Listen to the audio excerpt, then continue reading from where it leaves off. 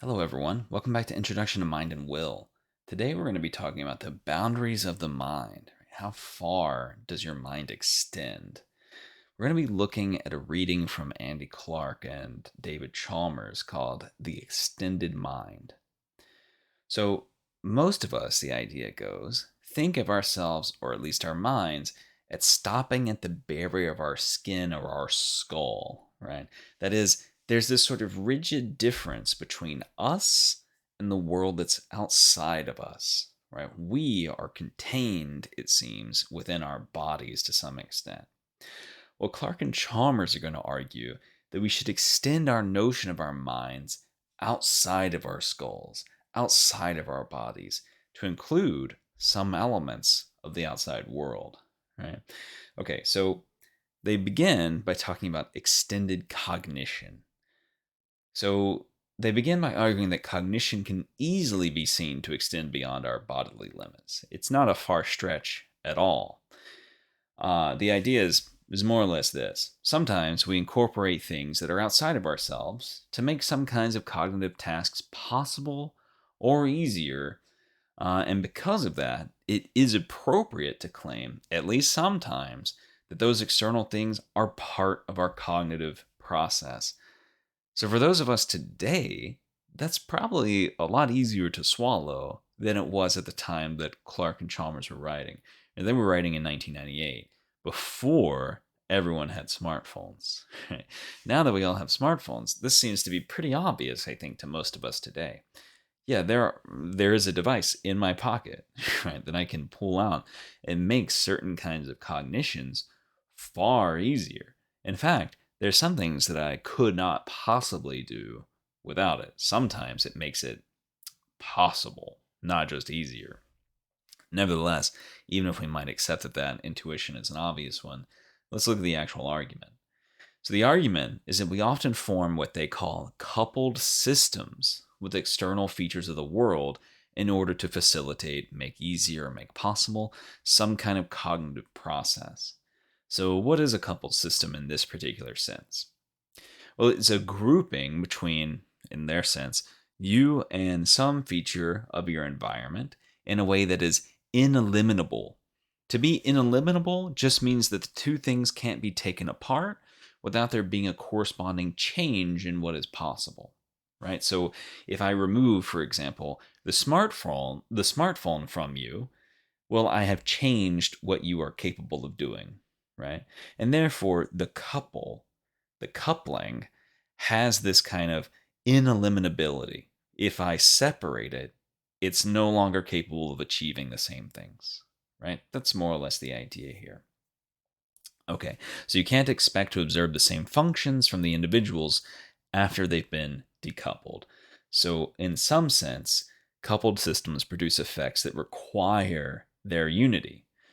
When you use pen and paper to help you perform a calculation that you couldn't really do in your mind otherwise, you're forming this kind of coupled system. Clark and Chalmers, they use a few examples that might be a bit outdated, but nevertheless, I think we can still understand. I think their preferred example is to talk about rearranging your game tiles in the game of Scrabble. Right, you have these letters on tiles. Then the object of the game, if you haven't played, is to form words from those tiles.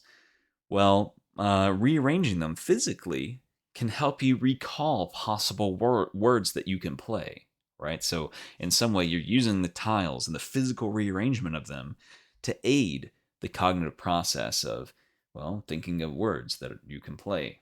Um, so, what does this mean? Well, it would mean that these external operations we perform are, in a very real sense, part of our cognition. When you rearrange the letters for the game of Scrabble, right, trying to find the words, uh, that's part of your thinking, right? When you use the pen and paper to do a complicated calculation that you know how to do, but could not possibly do all in your head, well, the pen and paper are in some way part of your cognition. Same is true for our use of smartphones today, right? So they consider a few different objections.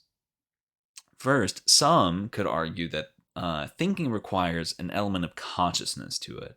And therefore, because the external things don't have any element of consciousness to them, they shouldn't be included in our thinking, right? The physical process of moving around lettered tiles in the game Scrabble doesn't involve any kind of conscious experience.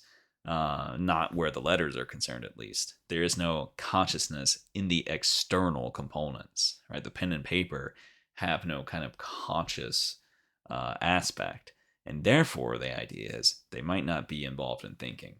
Well, Clark and Chalmers don't spend a lot of time entertaining this objection. They respond more or less by saying, look, there's all kinds of internal processes related to thinking that we do internally, right, that don't require conscious awareness. We know now, for example, that memory retrieval it's not a conscious thing, right? I don't know exactly how my memories are recalled, right? Summoned forth into consciousness. I can try to think about a thing. I can try to recall a particular thing, but that I still don't know exactly what's involved in the finding of that memory and reporting into consciousness, right? That just happens. That's not something that I have conscious awareness of.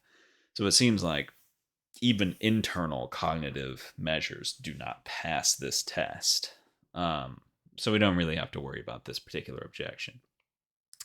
Some could argue that external components cannot count as an extension of our cognition because they're too easily decoupled. So the coupling, sure, you might be able to form some kind of coupling, but it can be removed very easily, right? You might drop your phone, right? Your phone might be stolen, right? There's all kinds of ways where this kind of coupling can be removed from us very easily, and that is not at all how our bodies work, right?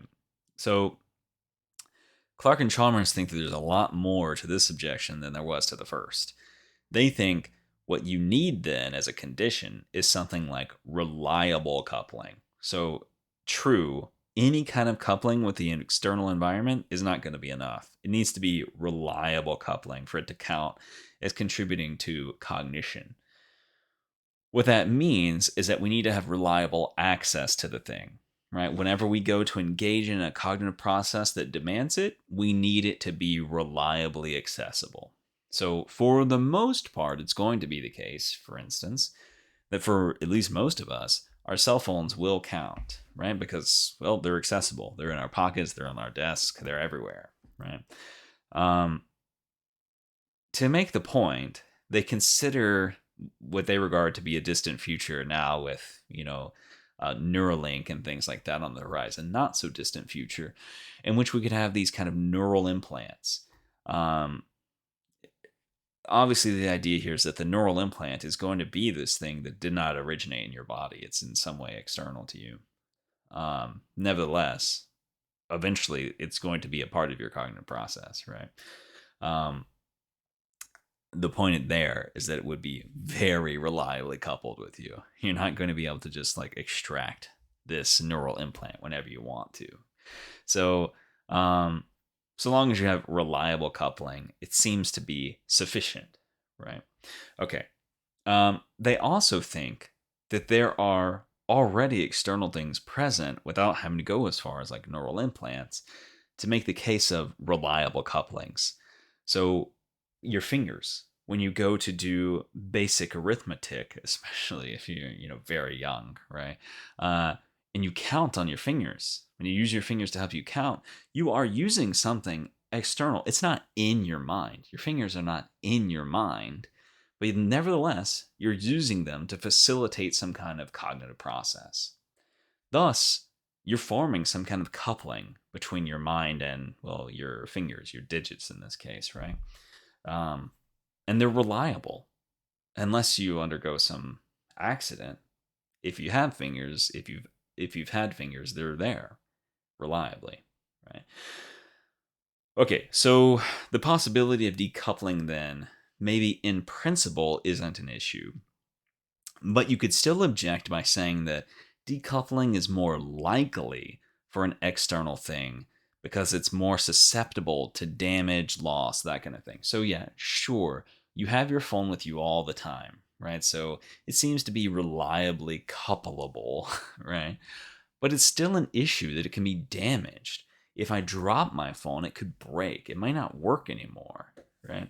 Well, Clark and Chalmers say that's true for the brain as well, right? If the brain is where a lot of the thinking, a lot of cognition is occurring, look, that can happen to your brain too. You can have you can undergo some kind of traumatic experience like Phineas Gage did, right? Things can change. The health of your mind is not a given, right? So that's not going to be enough to block off this notion of extended cognition either.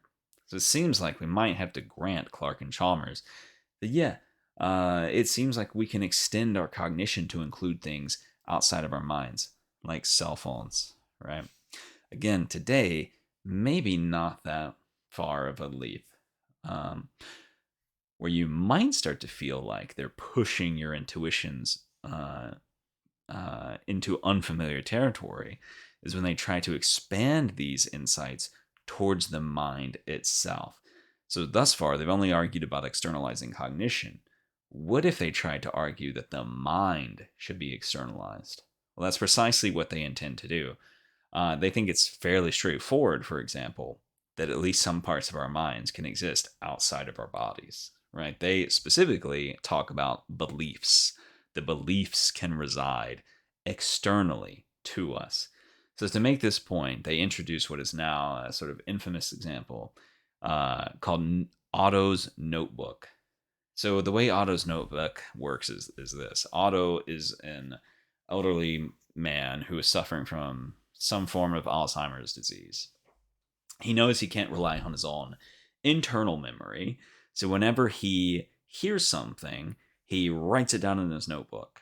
Right? And Otto always carries around this notebook. Uh, Whenever he needs to remember something, he just looks in the notebook for the things he's written down. Right?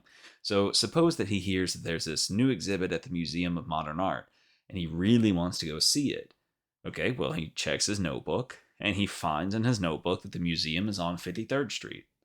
So he walks to 53rd Street and he goes into the museum. Well, Clark and Chalmers want to say that, look, the notebook just did everything we would expect someone's internal memory to do. If that information had been stored in Otto's brain instead of a notebook, we wouldn't hesitate to say something like, Otto believes the museum is on 53rd Street, even though he would have had to think for a while to recall the museum's location. He didn't have, if it were internal, if it were a memory within his brain, let's say, he didn't have it ready to hand, right? He had to think, he would have had to recall that was the case. Nevertheless, most of us would be easily willing to say he believes the museum is on 53rd Street. Well, what's the difference between this kind of internal memory and a memory in which it's written in a notebook, right? What's the difference? If there is no meaningful difference, then Otto's use of his notebook constitutes a kind of belief storage and memory recall, right?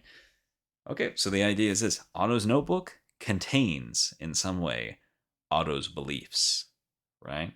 Which means some of his beliefs, some of his mind is outside of him. It's in the external world.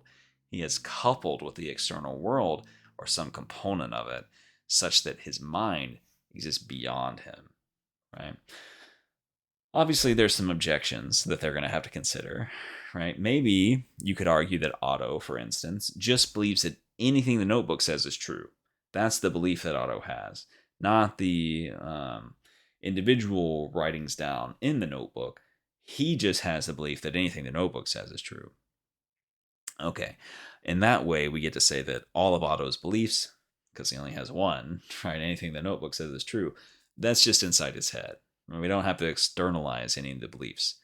Well, Clark and Chalmers argue that that's simply an artificial way of thinking. It would require that we accept that Otto ceases to believe the contents of the notebook as soon as the book is shut and the facts within are no longer present to his mind. If Otto just has the belief that anything in the notebook is true, anything the notebook says is true, it doesn't follow then that he has those particular beliefs. He doesn't. He just has his one belief, right? But that would be very strange. It would be very strange to say that Otto doesn't believe that the museum is on 53rd Street. At least that's the way that Clark and Chalmers think we consider normal memory, right? Typically, with normal memory, we accept that a lot of our beliefs are just in storage, right? They're not accessible to us all the time. There's all kinds of beliefs I have that aren't present to my mind right now. I have no awareness of them. I might have forgotten them completely, and perhaps I'll never remember them, right? Sometimes the idea goes we have to remember those things, but that doesn't mean that when we're failing to remember them, they're not still our beliefs. And if that's the way we typically think about beliefs and memory, Clark and Chalmers would argue it's the same thing for Otto. It's the exact same thing. In both cases of normal memory recollection and Otto's consultation of his notebook, the information is reliably there when needed, available to consciousness, and available to guide action. So, once again, the coupling is just as reliable as a kind of internal means of recollecting beliefs. Okay, the idea is that any difference then between Otto's use of his notebook and someone else's use of a biological memory has only superficial differences. But what if that isn't the case? We could further generate objections here. Maybe Otto's notebook, for example, isn't as reliable because it could become unavailable to him. He might forget it at home, right? Or maybe someone could steal it in the street. Well, Clark and Chalmers want to say the same could happen to biologically bound memories. If someone tampers with your brain, you too are going to lose your memories. That doesn't mean that they're not your beliefs presently. Right? So they suggest that some kind of neurosurgeon could like tamper with your brain such that you could lose your memories. That's possible. But just because it's possible, it doesn't mean that those internally held memories slash beliefs don't count as beliefs and memories now. And if we accept that argument, then we can't use this objection against Otto's notebook, right? The idea that, well, look, Otto's notebook could be lost or it could be stolen. He might not have it all the time. Yeah, true, but you don't necessarily have all your memories all the time either, right? So, not going to work. Well, perhaps the fact that Otto sometimes separates from the notebook means that it shouldn't count as his beliefs. After all, when he goes to sleep, he doesn't take it with him. When he goes and gets a shower, he doesn't take it with him. And will Clark and Chalmers say, once again, the same thing happens for biologically bound memories, the memories that we have internally, right? When you're asleep or intoxicated, you might not have access to those internally stored beliefs or memories. And so the same thing goes once again. It doesn't seem like there's a meaningful difference between Otto's use of his notebook and someone's use of their internally bound memories or beliefs. So, what's the conclusion then? Well, it seems to be the case that the external world can function as part of a cognitive process. That, I think, in the age of smartphones, is pretty obviously the case. But if that is accepted, Clark and Chalmers argue that it's a short leap to the notion that the external world can, at times and in parts, be incorporated as part of our minds as well. Right, so think back to your relationship with your smartphone. Clearly, of course, you use it to extend your cognitive abilities, but would you also consider it to be an extension of your mind? Right? Your mind, not just a tool for thinking, but an extension of your mind. Well, do you store memories or beliefs there? If so, then it might be appropriate to consider it as part of your own mind, so long as, of course, you have reliable access to it, so long as it does do the role that anything internally to you where your mind is concerned would perform otherwise, right? It functions in the same kind of way.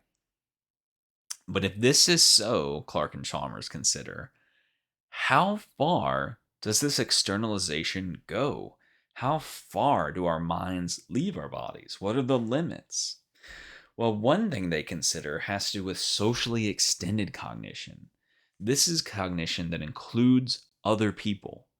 This happens all the time, right? You brainstorm with other people. Sometimes you might even form codependencies where You need someone's input. You need someone's input before you can make a certain kind of decision. It might be under this kind of view that other people's mental states, at least sometimes, merge with yours. And by that I mean, in some occasions, it could be the case, if this view is true, that your mind sometimes extends to include aspects of other people's minds. Well, if that's the case, then it's not just that some other people's mental states might at times be a part of your extended cognition. It might also be that some parts of these other people, at the very least, sometimes ends up becoming part of your mind. So the barriers for personal identity then might look a whole lot different if we accept something like the view of extended mind. Okay, well, hopefully you found that interesting. We're going to be looking at something altogether different once again next week. But until then, stay healthy, stay safe.